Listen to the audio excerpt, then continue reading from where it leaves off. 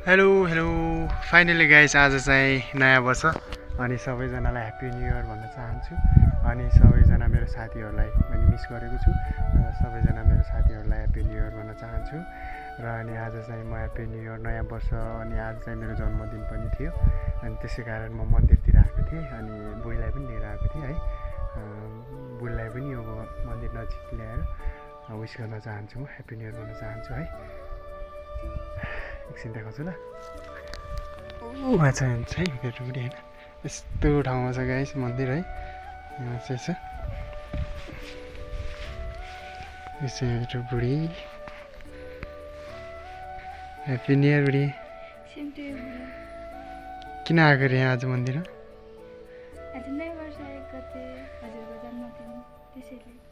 हो